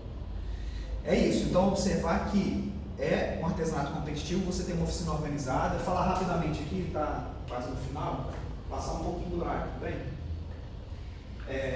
Falta os mínimos. Porque olha só, você, por exemplo, se você não tem processo de produção, imagina um artesão que faz uma coisa do início ao fim. Ele está ganhando ou perdendo tempo? Cada peça ele faz do início ao fim, peça por peça, individualmente. Está ganhando ou perdendo tempo? Perdendo. Porque se ele faz as peças, depois vocês que trabalham com cerâmica já sabem disso, espera para encher o forno, né? Para aproveitar o forno. Aí as peças você vai depois separar um dia para você pintar, ou vai ter uma bancada, um espaço específico. Tá? Tem artesão que tem tudo divididinho, tudo certinho, tudo organizado. Isso facilita muito, uma oficina organizada facilita o processo, facilita a produção. Você sabe onde encontrar cada coisa, você sabe o momento de pegar cada coisa. Agora, se você tem aquela bagunça, não adianta. Tem gente que fala assim, só me encontro com a bagunça. Desculpa, tá? Porque não tá querendo ter o trabalho de se organizar, mas você tem um espaço muito mais produtivo se você se organiza. Tá? As condições adequadas de boa iluminação, boa ventilação, conforto, por aí vai. A segurança acima de tudo. Pense verde, a sustentabilidade, se for possível utilizar alguma coisa ou reutilizar alguma coisa. Tá? Lembra que eu falei lá da embalagem? Se você pegar um pedaço, sobrou um pedacinho de argila, você já pensa, eu posso fazer alguma coisa, queimar junto, já faço um furinho, isso aqui vai na embalagem. Que quem comprou já vai andando com aquilo. A pessoa depois nem joga fora. Então você pode pensar, já é alguma coisa ali que você pode apresentar. Um imãzinho de geladeira, sabe, alguma coisa? Isso é reaproveitamento. E o selo verde é você utilizar materiais que impactam menos no meio ambiente. Tá?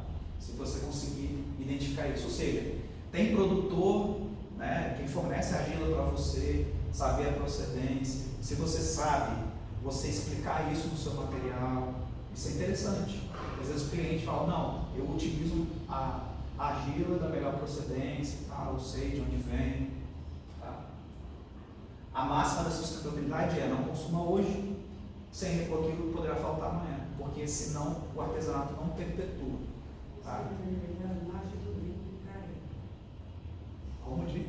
Das margens do que a argila é tirada, que vocês trabalham. Não sei como é que é isso. Com relação à autorização. Porque assim, o pessoal que trabalha com cerâmica, que eu já acompanhei, de Guarapari e tudo, a maioria compra. Né? São Paulo, Pascoal. Aí de onde que vem e tal. Mas às vezes tem que pensar bem nisso, né? Eu tiro da margem do picaré. Né? Tem que estudar o impacto ambiental, né? Conversar. Né? É interessante entender e observar isso. Organize sua produção. Então, rotina de trabalho e controle de produção. É importantíssimo, gente, que vocês façam isso. Porque assim, vão fazer um cálculo, o celular está lá em cima. Mas geralmente eu faço um cálculo. Salário mínimo está quanto? 1.000? 1.750. Alguém pega a calculadora aí para mim rapidamente? 1.722.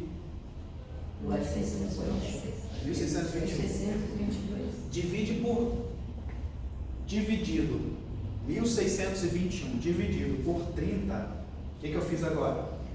Salário do mês dividido por 30. Mas o que isso quer dizer na prática? Que você recebe um salário mínimo bruto, sem benefício nenhum. Vou chegar lá, vou explicar por quê. Sem benefício nenhum, sem férias, sem 13º, sem nada, trabalhando 30 dias por mês. Você trabalha todos os dias. Vamos fazer só por título de curiosidade. A diária dividido deu R$ 54,03. A diária. R$ 4,03. Vamos colocar R$ 54,03. Vamos dividir esses R$ 54,03 por 8 horas. Você trabalhou 8 horas por dia. Que é a 54,03 dividido por 8. Deu R$ 6,75 a hora. R$ 6,75 a hora. Tá? É até um valor baixo. Mas se você coloca isso na peça, e por exemplo, você tem uma peça que você fica muito tempo, isso aumenta o custo de mão de obra. E aí onde você vai ver, lembra que as artesãs estavam falando naquele vídeo, às vezes fazer uma peça menor, às vezes usar um tipo de material que é, por exemplo, um material que é mais simples, né? Fazer tudo no linho, coloquei aqui, fazer tudo no linho, passei a utilizar outros tipos de materiais, você está reduzindo o custo, tempo de produção e custo de material. Ó, 6,75, aí vamos ver agora por hora, né? Dividido por 60, eu quero encontrar 1 hora e 60 minutos, eu quero ver o minuto. Sabe quanto que deu um minuto? 11 centavos. O minuto. Tá? Não precisa mais que isso. Horas e minutos. Então você vai começar a anotar o tempo que você ficou não sei se é modelagem, não sei como é que é. Você fica na modelagem. O tempo que vai secar, que é a luz do sol, que é no outro, que você não vai estar mexendo, manuseando, você não conta. A não ser que você vai virar 10, 100 peças e nesse tempo precisa ser contado. Mas aí você vai, o tempo de queima também não contaria, tá? Porque aí na verdade vai entrar tempo, custo na produção, é o custo da energia, tá? Que você vai contabilizar, senão seu custo vai sair lá em cima, né? Mas a gente vai queimar por horas e vai colocar esse custo aqui de horas, não dá, né? Mas o que eu quero que vocês comecem a perceber? Que se você não coloca a mão de obra, você está sem saber qual é o seu custo real de produção da peça. Entende? Porque a argila você não pega, você não compra. Entende? Sim, de uma certa forma. A argila você não compra. E a mão de obra você não anota, então onde está o seu custo? Tá? O correto seria assim, por mais que você ganhe o material, você não pague pelo material, quanto está o quilo de argila no mercado hoje? E você vai colocar esse preço no seu custo. Porque um dia ou outro você vai precisar comprar e isso vai sair do bolso de quem? Seu. Só que quando você forma um custo, isso quem paga é o cliente. Entendeu? Então é interessante que você tenha controle de produção de gastos com matéria-prima. Organize disposição dos equipamentos, a organização, né? A rotina de trabalho, insumos, matéria-prima, produção. É legal que você tenha também uma tabela ou que você escreva no caderno quantos que você produziu. Tá? Porque quando você consegue ter o tempo de produção, você sabe a sua capacidade de produção. Ou seja, se uma peça você leva um dia para fazer, no mês você consegue fazer quantas peças? 30 se você trabalhar domingo, sábado e domingo. Mas no máximo você consegue fazer 30 peças. Entendeu? Aí a gente consegue saber a capacidade produtiva que vai na ficha técnica. Por que eu preciso saber da capacidade produtiva? Se eu receber uma encomenda de 300 peças, olha, eu faço 30 por mês, eu vou levar 10 meses para entregar as peças? Não, você já sabe, já fala assim, vem cá, precisa de 10 pessoas para a gente fazer aqui e eu consegui entregar essa peça, esse pedido. Entenderam? Então tem que ter controle, tem que anotar. A divisão de trabalho, a rotatividade de funções são fatores determinantes para aumento da competitividade. Então, quanto mais organizado, mais você se posiciona. Existe uma premiação do Sebrae chamada Top 100, que eles passam, você aplica o seu trabalho artesanal, né, o artesão aplica, e aí vai o examinador, visita o local e ele vê isso tudo, sabe? Então vê isso tudo que a gente está vendo aqui. Se você tem organização de trabalho, se você anota seus processos, se você tem ficha técnica, se você tem uma embalagem, isso, e aí eles fazem uma classificação das 100 peças artesanais que naquele ano ficaram no prêmio Top 100. Já ficou no Top 100? Parabéns, legal. Então só para saber que isso tem uma aplicação prática, tá? Além de te colocar como mais competitivo no mercado, também levado em consideração para avaliações, para posicionamentos, tá? Entre 120 artesãos, eu fiquei em terceiro lugar. Parabéns, que legal. Foi que ano? Tem um tempo que eles não lançam mais, devia lançar. 2006. Eu vou olhar lá tem uns catálogos, né? Eu vou olhar. A Agatha Valentim, de Vitória, eu conheço, eu fiz um curso lá com o. Ela deu, assim. Como é que é o nome lá do marido dela? Esqueci. Sazeto. Eu acho que é. Fiz um curso lá com ele. Ó, saber definir o preço do produto. Tá? A Cristina, o dia que veio também, fez isso. É essencial. Porque você tem aqui, ó. Tem que ter paciência para fazer, porque é bem divertido. O que a gente faz? Quando eu dou essa oficina, eu já falo assim, pessoal, vocês têm a apostila, vocês têm ali as planilhas, mas eu já fiz uma planilha, já deixei lá no Google lá, que você entra, você coloca quanto tempo que você ficou ali nas peças, cada tempo de produção, cada material que você gastou, e ele vai calculando. Porque justamente para isso, é chato, demora, ele já vai fazendo cálculo aí. Tá? Porque a gente tem as ferramentas para isso mesmo. Né? Já facilita o seu trabalho. Então cada peça vai ter seu próprio custo. Dá assim uma certa dor de cabeça quando você pensa que eu faço mais de 50 peças, é diferente. Mas aí você cria cada planilha, abre cada aba assim, e cada peça coloca ali e facilita. Né? Detalhe faça da primeira, da segunda, da que você demora mais tempo, ou que você vende mais. E aí depois vai fazendo com as outras. Tá? Não se preocupa assim, tem que fazer todas, não vai dar para fazer de uma hora para outra. Então uma coisa é o tempo produtivo, o tempo contábil em minutos e horas. A outra coisa é o tempo criativo, é o conhecimento adquirido e experiências vividas. Vocês sabem disso, a pessoa que já é conhecida no mercado, ela cobra mais barato ou mais caro? As pessoas já procuram ela, já entendem que ela faz um trabalho já de ponta, ou nem que é de ponta, mas o marketing da pessoa é bom, ela sabe vender, ela sabe mostrar as qualidades, né, os valores que ela apresenta no produto, e o cliente entende o custo-benefício. O custo e o benefício que ele está levando. É o valor agregado que a gente fala. E a economia da experiência, traz lembranças, sensações experimentadas e elemento representativo. Ou seja, você está comprando algo que é daqui, que representa aqui. Ele tem que ser mais, entre aspas, mais valorizado, tá? Um preço melhor, ou igual, ou pior, do que um produto que simplesmente aborda outras coisas. Né? A resposta já está clara. Ou seja, você tem um produto diferenciado, tá? A economia da experiência, só fala muito disso, né? O marketing da experiência. Você me leva a pensar em uma outra questão. As meninas podem falar disso muito melhor do que eu, mas quando a gente visita feiras aqui em São Mateus, dificilmente você vê produtos com a identidade local.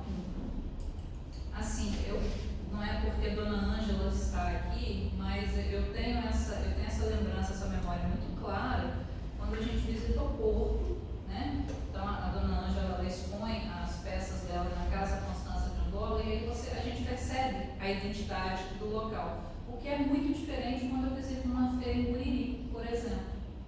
Nós temos vários artistas apresentando, mas agora com a sua palestra isso me veio à mente. Eu falei, engraçado, realmente é difícil ver. Você observa isso em Guriri, né? É, em Guriri. Eu já dei esse programa de artesanato lá, em Guriri, foi um dos primeiros.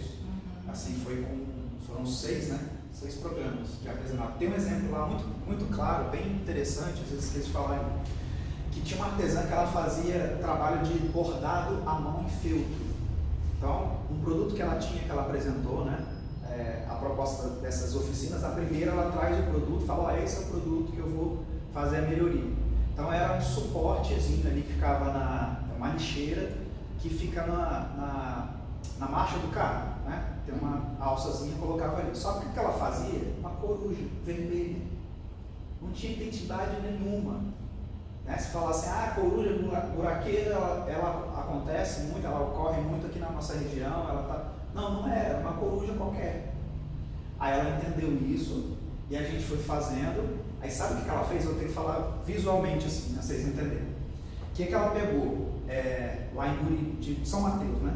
Ela fez, ao final, um corte, né? Como se fosse visto de cima, de uma tartaruga saindo da areia e indo para a praia, uma tartaruga verde, a tartaruga de couro, é aquela que está numa aula de iconografia. Então ela colocou no cantinho assim, acho que fica melhor assim para ilustrar, no cantinho aqui ela colocou um pedacinho do azul mais escuro, como se fosse o fundo do mar, um azul mais claro, e ela colocou um branco, como se fosse a espuma. Colocou a tartaruga de verde, né, a silhueta da tartaruga, e essa parte toda, da maioria, ela fez um creme, uma cor meio ocre, que seria da areia da praia. E a parte que é da alça, sabe o que ela fez? No manual de iconografia, tem a igreja matriz de... Não sei se é Guriri, tem uma igreja matriz. Aqui tem igreja matriz. E lá também tem. Eu não sei. Lá tem uma praia. Tem uma que ela tem uns elementos que foram feitas de estuque, de gesso, na fachada. É essa. E nesse lá tinha uma espécie de coisa. Igrejinha, né? Aí ela pegou um elemento daquele que tinha o formato da alça e colocou também. Então ela colocou vários elementos, né? Assim, a tartaruga, ela indo para o mar, e ali a alça, a referência que tem da igreja. Ficou uma peça assim. É outra coisa. Ao invés da coruja, ela trouxe algo que tem iconografia, história, economia da experiência, tudo que a gente vem falando sobre esse assunto. Então ela saiu de um ponto para outro, totalmente. E ela bordou, eu lembrei agora que ela bordou em algumas partes da praia, ela fez uma representação da restinga, aquelas florezinhas, fez alguns pontos ali. O período da praia também, na época de sugeriu para elas estar rodando e tal. Então assim, mas menos é mais, ela não é colocar tudo, né? Ela não colocou uma tartaruga, mas os filhotinhos, ela colocou uma tartaruga, ela colocou a questão do mar bem na pontinha, ela não colocou o elemento todo ali que estava no gesso do estuque da igreja, ela colocou um pedaço, mas aquilo ali remetia, né? Que ela poderia apresentar. Então, você olha e consegue identificar. Consegue identificar e você consegue falar também, você apresenta para o cliente, ou você apresenta uma etiqueta, né? Então é isso. E, novamente, aqui, ó, como é que o preço é feito? Resumo, tá? Porque, na verdade, a oficina de informação de preço tem várias coisas que a gente vê, várias planilhas, várias etapas, tá? Só que eu falei com elas que eu coloquei isso numa planilha no Google Planilhas, que tem acesso, e quando eu estou falando, ó, vocês podem ter acesso lá e coloca só o matéria-prima que gastaram, só o tempo de produção, aí depois ele vai calculando, tá? Mas aqui, resumindo, é o tempo de produção, tempo criativo e economia de experiência que ela traz, e o preço final, ele é dito por 3 coisas. O valor de produção. Então, valor de produção é o que, gente? Ó, o que é o valor de produção? O que tem no valor de produção? Para produzir o produto, o que tem ali? Material e as horas de trabalho. Mão de obra, material e a embalagem também, que é o custo que você tem. Essas três coisas formam o valor de produção. Mas ainda tem o valor simbólico e o valor da demanda. O que é o valor simbólico? É aquilo que representa. Esse artesanato não tem. Ele é diferencial. Ele é competitivo porque é diferente. Porque não existe na região. Só o grupo de vocês fazem. Tá? Outros podem até copiar, mas vocês têm alguma coisa. Não fiquem com medo disso. Vocês fazem e logo vocês já pensam em outra coisa, vocês já estão à frente. A pessoa vai copiar, você já tem mais produtos para ser lançado. E por último é o valor de demanda, que é quanto que a média que o mercado paga. Tá? Exemplo, você faz um pano de prato todo bordado. Ali, excelente o trabalho que você faz. Tem iconografia, tem tudo. Mas aí você vai competir no mercado que a pessoa vende no sinal um tanto de pano de prato. Você tem que saber exatamente qual é o seu mercado, onde você vai vender, sabe? Porque se você for competir ali, naquela demanda, você já vai sair perdendo. Entende? É justamente isso. Então é feito o preço final da valor de produção, valor simbólico e a demanda. Seu produto deve estar entre os melhores para ter maior liberdade de definir o preço. Porque às vezes a pessoa chega assim, não, é tanto porque é tanto. Não, mas o cliente vai perceber isso? Ele está disposto a pagar isso? Não é aquela frase, né? E aí, quer pagar quanto, né? Que da propaganda. Muito pelo contrário, é quanto ele valoriza e entende que o seu produto é diferenciado. O outro item, está chegando ao final, aprenda a vender melhor. Então, gente, estudem técnicas de vendas. Você não precisa fazer curso elaborado. Você vai ter vários cursos assim, até rápidos, né, na internet, que você consegue ver, ou cursos até mesmo presenciais. Mas curso assim de 2 horinhas ou 1h30, que você pode, em vídeos de 5 minutos, que você faz online, sabe? Não paga nada. Né? Técnicas de vendas, tem um monte de coisa que você pode fazer. E também YouTube. Pesquisa. Técnicas de vendas, ideia. Tem uma coisa que eu estava vendo ontem, que a gente do marketing tem que estar vendo, é a técnica do enquadramento. Vocês já ouviram falar? É enquadramento na questão de vendas, do marketing. A gente é levado a achar que a gente controla o que a gente quer, que a gente tem decisão do que a gente quer. A gente não tem. Porque quando você vê um produto que ele é exposto, ele está R$1.000, do lado dele está 700, os dois estão caros. Mas por comparação você fala, pô, esse de 700 está barato, hein? Eu vou levar. Isso é uma técnica. Ele é feito, pensado para isso. É uma técnica de enquadramento. Você mostra a coisa que você quer que a pessoa perceba.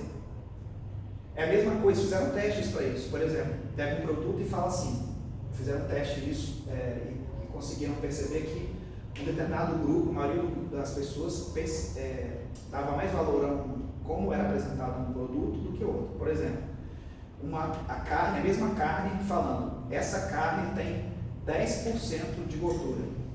E o outro, essa carne tem 90% de... essa aqui é 90% magra. Vocês acham que qual que as pessoas compravam mais? 10% de gordura, uma era menos. Ela só tem 10% de gordura. E a outra 90% magra. É a mesma coisa. Sim, vai pela 90%. Vai pela 90% magra, porque os pontos positivos eles saltam aos pontos. Então procura na internet, muito legal o vídeo que a mulher fala de técnica do enquadramento. Muito legal. Aí mostra tudo que no marketing a gente é levado a escolher coisas, mas na verdade tem um marketing por trás para a gente ser forçado a comprar aquilo. Tá? O supermercado faz isso sempre. Grau de capacidade competitiva, inserção no mercado, a capacidade de otimizar processos e reduzir custos. Só tem duas formas de você ter mais lucro, que é você reduzir o custo ou você otimizar processo, tá?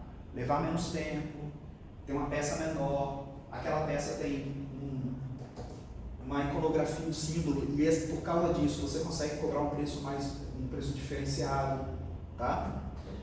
Outra coisa, evite atraso nas encomendas, queda na qualidade e mudanças constantes de preço. Então assim, isso é uma coisa que ainda acontece. Então, preço na etiqueta é uma clareza, é uma transparência. que também é considerado competitivo. Tá? Outra coisa, comércio eletrônico, né? Você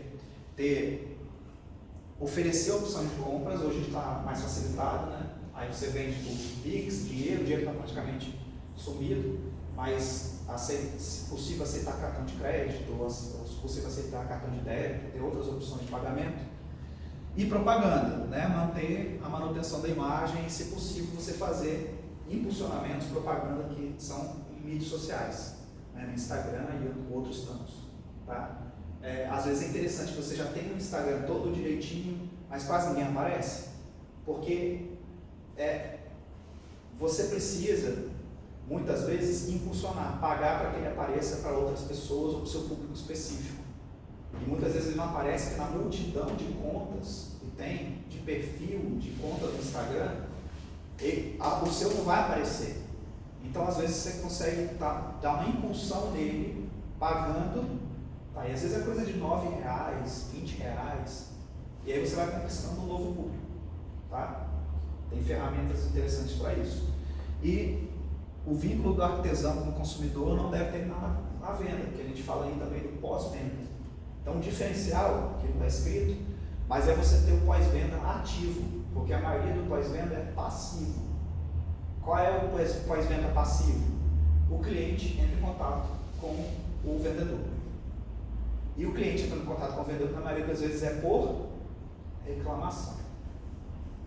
Então, o pós-venda ativo é o contrário. Você estuda alguma forma, né, separa um tempo. E aí, gostou do produto? É aquilo que você imaginou? Alguma dúvida com relação à manutenção, como conservar? Estou à disposição. Você lembra, mais uma vez você é lembrado pelo consumidor.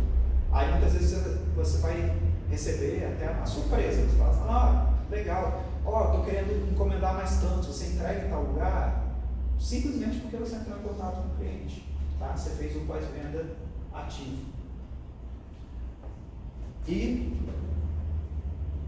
seja um exemplo em sua comunidade, né? Como vocês retratam muito bem isso, né? A comunidade, vocês formando um grupo de ceramistas, colaboradores dedicados, ou seja, porque se você não transmitir o conhecimento, esse conhecimento vai morrer. Tá? Isso é um desafio muito grande para o artesanato, né? Por exemplo, artesanato de bilbo, que é aquele que é feito à mão, né, de tecido, que tem ali como é que fala? As rendeiras, né, e tal. O pessoal está tendo um trabalho muito grande para poder formar pessoas que queiram continuar, porque os filhos, os netos não querem dar continuidade. Então, transmite o conhecimento das técnicas de sua história, e os aprendizes de hoje serão os artesãos que garantirão a continuidade de negócio no futuro. Eles vão passar para outras pessoas que estão sofrendo direto. Por último, planeje seu futuro. Sem planejamento, gente, não tem como. Então, olha só, se você quer, todo mundo já ouviu essas frases, né, motivacionais. Se você quer ir para algum lugar, você tem que saber onde você vai, né? Porque todos os caminhos levam, assim, para tudo quanto é lugar. Mas se você vai chegar lá só se você souber para onde você vai, né? Pegar a rota certa. Mas não tem como. Se você não consegue controlar aquilo que você não anota. Isso é verdade. Você quer emagrecer, no meu caso, né? Emagrecer uns quilinhos que eu estava precisando por causa de saúde. Eu tive que fazer uma coisa chata. Eu não estou falando mais, que era muito chato. Eu peguei um aplicativo no celular e eu anotava cada coisa que eu comia, eu pesava cada coisa que eu comia. E eu ficava surpreso, que eu pensava, que isso tem tanta caloria assim? Eu falei, é isso o meu problema. Ainda mais com diabetes também, né? Aí eu comia pipoca, os baldão. Eu só posso comer, eu fui entender que eu posso comer uma canequinha pequenininha, porque eleva minha glicose lá em cima e com isso engorda, né? E traz uma série de problemas. Triglicerídeos lá em cima, tomando AS para não ter ataque, um monte de coisa, né? Quando começa a chegar ali, a gente começa a se movimentar, né? Passei a andar e correr, mas eu controlava cada coisa que eu comia, cada coisa. E com isso eu conseguia alcançar meu objetivo. E isso para mim é até um exemplo, porque se eu quero controlar, né, ter minha empresa credenciada no Sebrae, se eu quero crescer com a minha empresa, ou fazer com que ela cresça mais, eu preciso controlar as coisas, eu preciso anotar, né? Não é algo que tem que ser exaustivo, mas é algo que você consiga controlar e observar onde você está e para onde você vai, né? Um grande problema, por exemplo, e os profissionais, né, especialistas falam, quando a pessoa está com muita dívida, é o quê? Você está com muita dívida, você tem que anotar tudo que você gasta. É chato, gente? Mas é necessário. Porque quando você anota, você começa a observar, fala assim, pô, isso tudo, eu estava sem carro, aí eu fui contabilizar o tanto de Uber que eu estava gastando. Eu peguei lá o extrato e coloquei assim, Uber, falei, caramba. E não era à toa não era pra coisa boba não, sabe? Eu estava andando muito a pé já que eu estou querendo emagrecer. Mas aí você consegue observar onde está saindo, né? É a questão da goteira. Pagar a parcela do carro. Mas o carro estava com você. É a goteira, vai gotejando ali. Uma descarga que está vazando, lá em casa aconteceu isso também. Uma descarga vazando, a descarga era externa, né? Da área externa, na varanda. Aí eu olhei aqui, um mês depois, ou 20 dias depois, a conta absurda, mas absurda. O que era 60, 70, 90, 300. Aí, rapidinho, né? Contrato profissional e vai ver o que é. Porque era nada, era um filetinho assim. Não era aquele tá vazando direto, era um filetinho. Então, conheça seu cliente, ele vai definir o seu negócio e não o contrário. Às vezes a pessoa fala assim, vou lançar esse produto. Gente, não pega amor pelo produto. É lógico que você vai gostar e valorizar aquilo que você faz. Mas tem artesão que é casado com o produto. Sabe assim? Não abre mão, mas o produto não vende, o produto dá prejuízo, o preço de custo dele é alto, sabe? Busca alternativa. Sabe assim? Que produto você tem para, sei lá, decorar sua casa, dar de presente. Entende? Assim, o produto precisa escoar, né? Eu ouço muito isso, né? Eu faço porque eu gosto. Tá tudo bem, mas você precisa ter a noção, conhecimento de que você está dando prejuízo. Identifica a oferta, quem são seus concorrentes reais potenciais. Um exemplo, lá em Marataízes, uma artesã que fazia biquíni de crochê, eu não sabia que ainda vendia biquíni de crochê, para mim era coisa da década de 70, 60, estava por fora. Mas tem coisa que volta, né? Aí, eu amo praia, mas minha mulher não gosta muito, então, aí, não sabia. Aí ela falou que vendia por, acho que 90 a 120 reais. Aí no preço de custo, ela foi ver que estava em 190, 200 e tanto. Ou seja, muito mais caro. Aí ela falou, não sei o que eu faço, olha, ou você contou o tempo errado, porque seu custo de mão de obra está alto, né, porque o material não era tão caro. Ou você está no mercado errado. Aí uma outra pessoa falou, olha, eu fui lá em Ponto de Galinhas, esse mesmo biquíni que você está vendendo, lá eles vendem por 900, 700 reais. O que faltou para ela? Não estava no mercado certo. Entende? O mercado tem, mas às vezes você não está no mercado certo. Às vezes por você não estar na internet, não fazendo um trabalho de divulgação certo, não estão te encontrando. O público também dificulta, porque dependendo do público você não pode colocar muito alto, você deixa de vender. Mas se você só conseguir encontrar o seu nicho, faz toda a diferença. Sim. Eu tenho estou quase terminando. Tem um grupo, passei um pouquinho, mas estou terminando. É o último item. Tem um um casal que veio do Canadá, eles trabalham com madeira e fazem, sei lá, marne azul e pintam ele. Aí eu conversando com eles, falaram assim, a gente chegou aqui, fazia esse trabalho lá, a gente valorizava, e aqui a gente não estava vendendo muito. Mas aí a gente foi e vendeu para uma pousada, né, região litorânea, e colocaram lá na recepção, atrás. Aí, de repente, alguém comprou lá no Nordeste. E foi, o público deles é todo lá. Ou seja, conseguiu conquistar e entender qual é o público.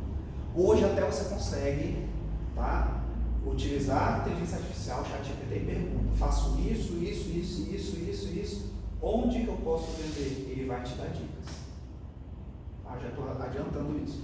Oportunidades, né, produtos simbólicos, avalie seu negócio, histórico de vendas, preços praticados, qualidade de produtos. Planeje-se o que deve ser feito, por quê, por quem, quando, como e quanto. Senão você não vai conseguir alcançar o que você quer. Quem não sabe onde vai, qualquer estrada serve. Né? Por último, evidencie as qualidades do seu produto, divulgue e garanta um preço justo, qualidade e uma manutenção de prazo. Ou seja, prometeu, faz. Agora você sabe o que te torna competitivo. Sendo inovador, resgatando tudo, fazendo com qualidade, tendo orgulho da sua cultura, lembrando da embalagem, trabalhando com segurança, pensando verde, organizando sua produção, definindo melhor o preço do seu produto, vendendo melhor, sendo parceiro da sua comunidade e planejando seu futuro. Deixa eu só mostrar como que você joga uma foto lá no ChatGPT e você consegue trazer iconografia. Pode ser? Eu já até deixei ela pronta. Obrigado, tá? Acabou? Aí aqui, ó.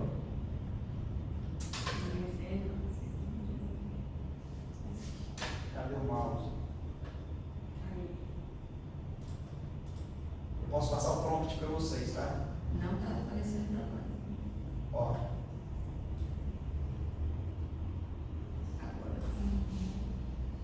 Agora não aparece nada. O que eu fiz? Eu baixei na internet essas imagens, fui no ChatGPT. No celular você faz a mesma coisa. Você clica aqui, ó, sinal de mais, joga as fotos. Está no seu celular, você salva no seu celular. Quando você joga as fotos, selecionei aqui, né? Para abrir as fotos, ele carrega as fotos. Ele carrega de 10 em 10. Então, por exemplo, se você tiver muitas imagens, tem que carregar 10 e escreve para ele assim, ó, somente guarde essas imagens e espere as próximas instruções. Tá? Senão ele vai falar um monte de coisa, dependendo da conversa que você já teve. Aí o que eu fiz? Esse aqui é o prompt que eu desenvolvi.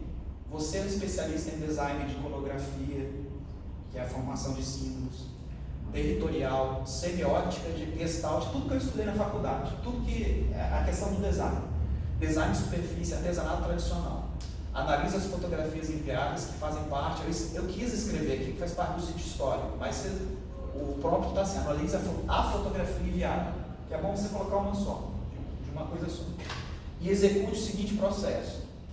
Você não precisa dominar nada disso, só vai colocar a imagem e escrever esse texto, colar esse texto. Etapa 1, identifique os elementos mais característicos, liste os elementos, faça a decomposição visual, entenda cada elemento, né? Aqui, transforme esses elementos, fazendo. No final, ele me deu o resultado. Aí eu vou mostrar o resultado para vocês aqui.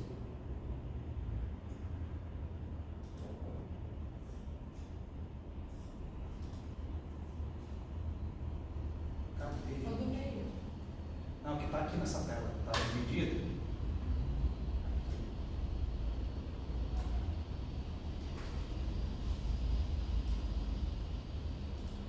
Só tem uma coisinha aqui.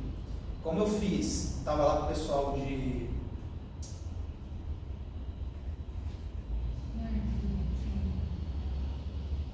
Quero ver lá em cima, cadê o... Aqui. Ó, ele passa esse manual de iconografia territorial. Aí pegou as imagens que eu coloquei, listou os elementos mais característicos, casarias coloniais coloridos, ritmo de fachadas, vou falar de tudo não, Rio Quiricaré, porque como eu coloquei a localização, aqui não tem o rio, mas ele entende que é o Rio Quiricaré. Etapa 2, classificação de elementos primários, ele colocou aqui o arco, aqui o casarão, o elemento da árvore e do rio, os secundários, decorativos. Etapa 3, decomposição visual, lembra que eu tinha informado que eu queria isso. Formas geométricas, estruturas, linhas estruturais, ritmos. Aí ele vem colocando cada ícone simplificado aqui, o telhado colonial, a árvore, o rio, a luminária, praça e tal. Estabelece aqui os elementos derivados para o artesanato, as texturas.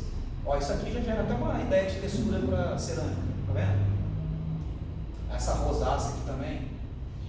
E aqui ele apresentou a aplicação de diferentes técnicas e produtos, porque lá na turma de Ativo Vivaco, o pessoal trabalhava com cerâmica, bordado, crochê, pintura em tecido, gravação a laser, couro, macramê, estamparia, ele fez isso, mas colocando só cerâmica, ele vai te trazer só elementos, aplicações de cerâmica. Então aqui, ó, já dá para ter uma noção, tá vendo? Tem uma ideia aqui de aplicação. E aqui embaixo ele apresenta os ícones. Colorido, monocromático, simplificado. Olha esse aqui, só linha simplificado. preenchido, para relevo em couro, para bordado, para cerâmica, para laser. E eu criei mais de 6 prompts, mais de 6 comandos. Então, por exemplo, quando ele gera vários de cerâmica, você pega um, depois ele joga, me dê mais opções, agora aplique nesse material, agora pega essa minha peça e aplique nessa peça. Então, cada comando ele vai fazendo. E ele criou um outro, não sei por que ele está aqui. Deixa eu mostrar lá de...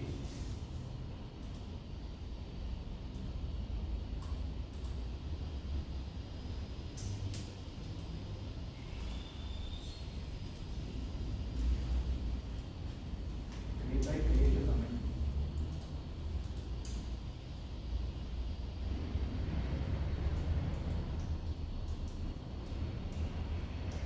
Apareceu. Esse aqui foi lá de ativo. Peguei só essa imagem. E aí ele fez isso. Ó, que legal. E as aplicações. Mas essa ideia também aqui pode ser aplicada em couro, em cerâmica também. E ele trouxe nesse caso uma paleta de cores também. Que eu posso pedir a ele e ele apresenta para mim a paleta de cores.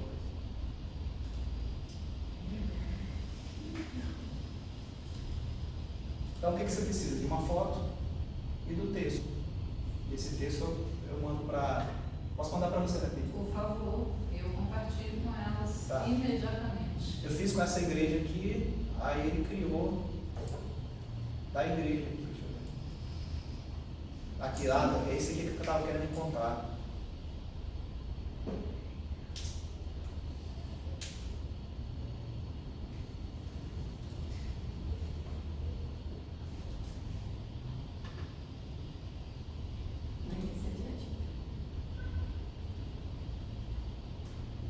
Tá, não dá para ampliar não, aqui não vou conseguir ampliar não, mas ele entendeu aqui, ó, o frontão, curvo, a cruz, a torre, e nesse eu pedi só de cerâmica. Aí apresentou um prato decorativo, azulejo. Eu pedi para ele fazer sugestões de novos produtos.